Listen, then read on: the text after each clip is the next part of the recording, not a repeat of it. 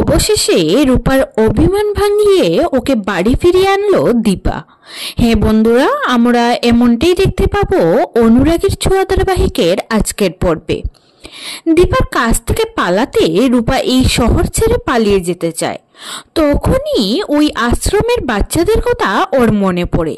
ওদের কথা মনে আসতেই রূপা মনে মনে বলে, না না, এটা আমি করতেই পারি না। ওই বাচ্চাগুলোকে এভাবে জলে ফেলে রেখে যেতে পারি না। আমি এভাবে প্রাণ বাঁচিয়ে পালিয়ে লাভটা কি হবে যদি আমি কারো কাজেই না লাগতে পারি? না না, আমি পালাবো না, তাতে আমার যাই হওয়ার হোক, আমি পালাবো না, আমাকে আশ্রমে ফিরে যেতেই হবে বলে আশ্রমে ছুটে যায় রূপা। অন্যদিকে পাওনাদারের পাঠানো গুন্ডাগুলো এসে আবারও আশ্রমে ভাঙাচুর করতে শুরু করে।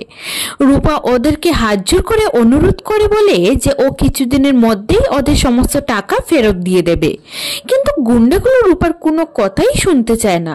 তখন দীপা এসে বলে যে ও ওদের সমস্ত পাওনা টাকা মিটিয়ে দেবে, তবে রাইকে স্বীকার করতে হবে যে ও আসলে রূপা, এবং তার সঙ্গে রূপাকে দীপার সাথে কলকাতা ফিরে যেতে হবে।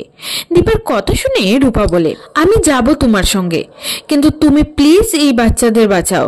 তবে হ্যাঁ, আমার একটা শর্ত আছে, আমি যেভাবেই হোক তোমার টাকা ফেরত দিয়ে দেব, তুমি কিন্তু তখন আমায় মানা করতে পারবে না।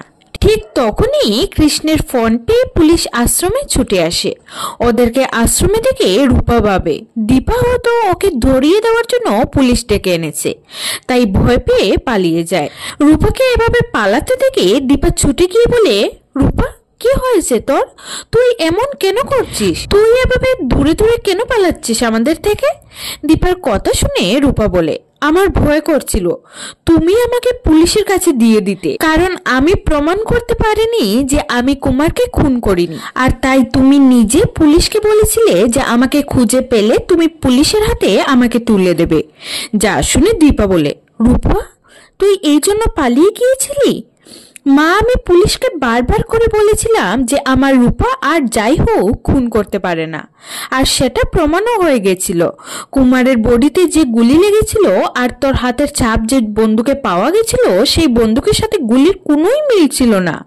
কুমারকে অন্য কেউ মেরেছিল, তুই নস রূপা। আর তুই এটা ভাবলি কি করে যে তোর মা তোকে বিশ্বাস করবে না, তোকে ভুল বুঝবে? শুধু ভুল বুঝে জীবনের এতগুলো বছর নষ্ট করে দিলি মা। দীপার মুখে এই কথাগুলো শুনে দীপাকে জড়িয়ে ধরে রূপা। তারপর রূপাকে নিয়ে সেনগুপ্ত বাড়ি ফিরে যায় দীপা। এত বছর পর রূপাকে দেখে যেন প্রাণ ফিরে পেল সূর্য।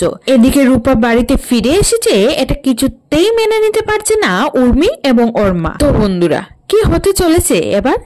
আবারও কি নতুন কোনো ঝড় আসতে চলেছে সেনগুপ্ত পরিবারের ওপর? তোমাদের কি মনে হয়?